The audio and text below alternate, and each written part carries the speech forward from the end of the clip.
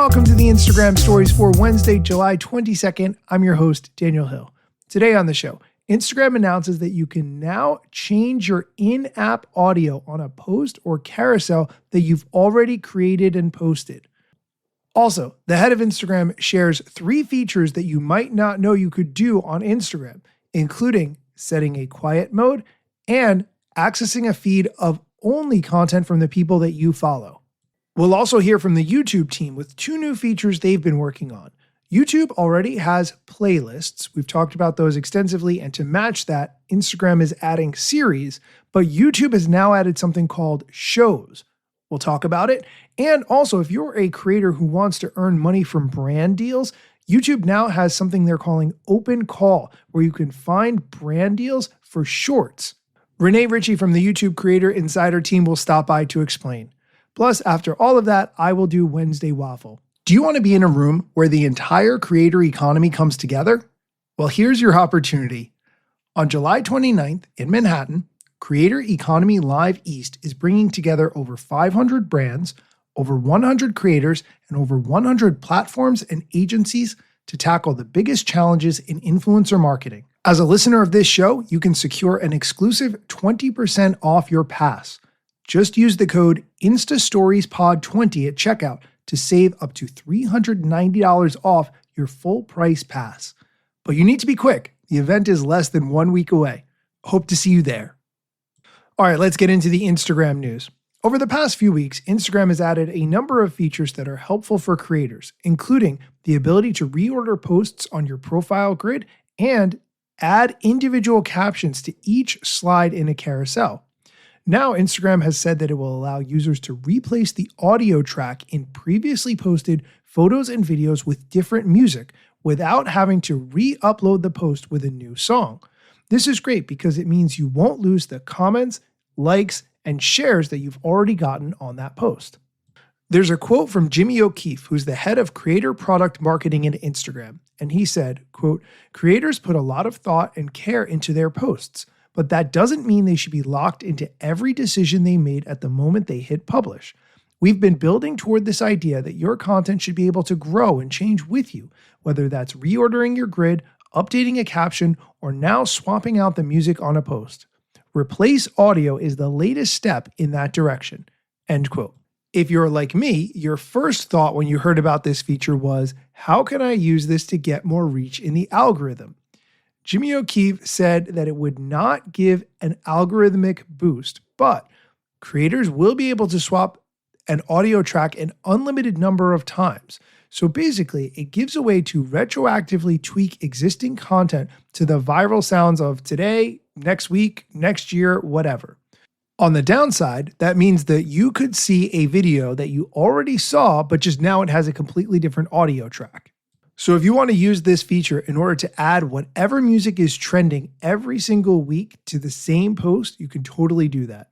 I will link to a post from the @creators account explaining about this feature so that you can see it for yourself. Check it out in the show notes.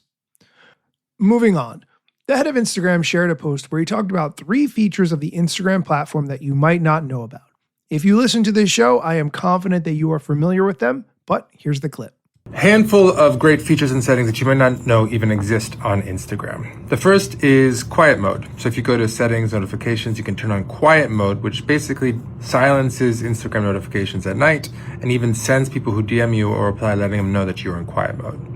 The second one is you can actually remove a follower, which I don't think most people know about, but if someone's following you and you don't want them to, you can actually remove them as a follower. You also can restrict someone. So if they're harassing you, you can actually take some power back.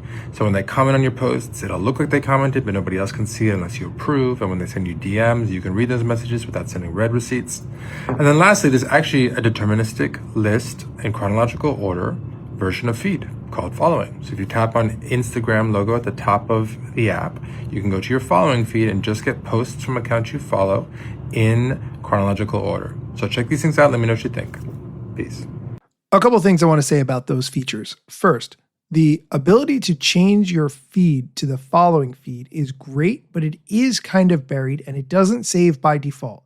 To find it, tap the Instagram icon in the top left corner and you'll see that you can change your feed Change it to following, and you will only see the content from people that you follow. Additionally, he talked about the ability to remove a follower. This is very helpful, and what's nice about it is if you remove a follower, they won't be notified. However, they could go to your page again and refollow you. You would have to either remove them again or restrict them or block them or whatever you decide to do, but you can remove someone as a follower without them knowing. Okay, we're going to take a quick break. When we come back, Renee Ritchie from the YouTube Creator Insider team is going to talk about YouTube's new feature series and how to get matched up with brands to earn money from shorts. Welcome back. We've talked on the show recently about how YouTube has the ability to create playlists, which is something I love. Instagram added series to match what YouTube has with playlists, but now YouTube has added shows, which is something that seems directly targeted at what you might get by watching Netflix. Here's Renee Ritchie from the YouTube Creator Insider team to talk about shows. Shows give episodic videos, our series and seasons, the biggest, boldest, most premium prestige glow up in basically ever on YouTube. Hello Insiders, I'm Renee Ritchie, a longtime creator now working at YouTube, and here's what's up. At their heart, shows are meant for curated collections of videos that are best enjoyed in a specific order or as a related set. For example, videos with clear story arcs or narratives that span multiple episodes with consistent topics or segments, characters or hosts that are easy to follow and understand, with consistent thumbnails, titles, and descriptions, high quality visuals and sound, branding and graphical elements, mood and atmosphere, and pacing across episodes, so viewers know what to expect when they return to the show, hopefully again and again. If you're in the YouTube Partner Program, you can make a show, including a show with multiple seasons, by converting an existing playlist or making a new show from scratch. When you make a show, it gets a show page under your channel, and that show page is eligible for inclusion in the recommended shows and continue watching shelves on the homepage and the continue watching treatment in Watch Next. It's clear that these series would be high value production quality content, but I definitely think this is an interesting step for YouTube in terms of battling Netflix, Disney Plus, and similar type streaming services. The other important piece of YouTube news is Open Call. This is what allows brands to get matched up with creators to get shorts made that are usable as ads. Here's Renee Ritchie to explain how this all works.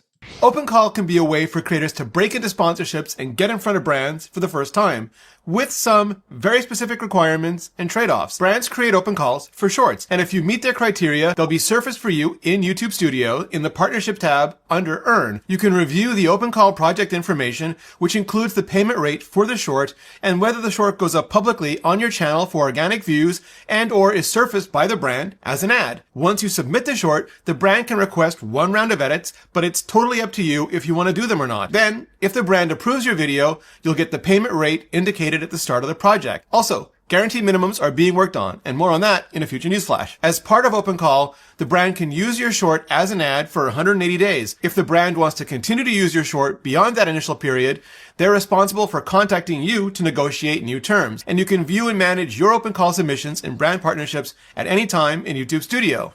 If you are a creator who wants to start working with brands for shorts, or you are a brand that wants to work with creators, definitely look into Open Call. That is going to do it for the news and strategy portion of today's episode. If you want to hear me do Wednesday Waffle, where I talk about another topic that may or may not be related to social media, stick around after the music. Instagram news got you covered, sometimes even TikTok. Relevant platforms in the metaverse ahead of the wave without a break or a pit stop. Still waiting for Zuckerberg to give me the big job. Pause. Use trademarks and logos with Insta's permission, of course. If you like the show and you gain some good info, maybe leave a review. It's a type of applause. Just drop me a message if you want to collab. If you got some good content or you want to run ads, at Daniel Hill Media is where I am. TikTok, Facebook and Instagram.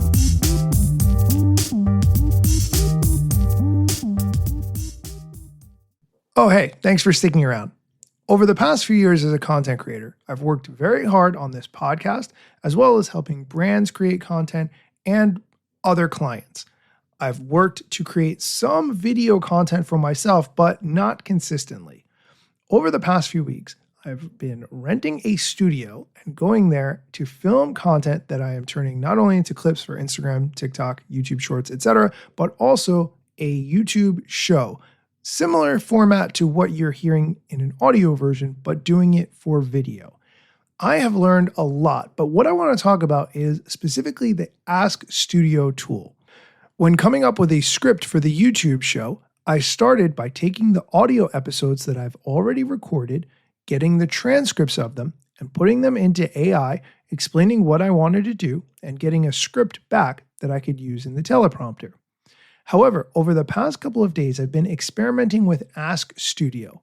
If you're not familiar with Ask Studio, it's an AI tool built into YouTube that can actually analyze the videos that you've made and give you feedback and suggestions. And it has given me some fascinating suggestions. For instance, it recommended, number one, making my videos a lot shorter. I was trying for around the 10-minute mark, but YouTube Studio seemed to suggest that around the 5-minute mark would be better.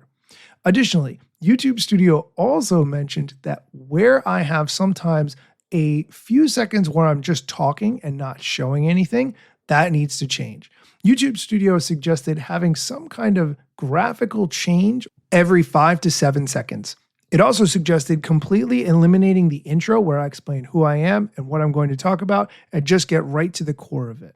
I'm interested to implement these suggestions, especially because a lot of times when you are getting suggestions either from someone who is an expert or someone who's watched your content or AI, they don't really understand exactly what you're trying to do and what you've tried before. So having Ask Studio as a reference tool that knows what I've done and what I've posted and how it's performed and what exactly those pieces of content consisted of is really helpful as a reference point.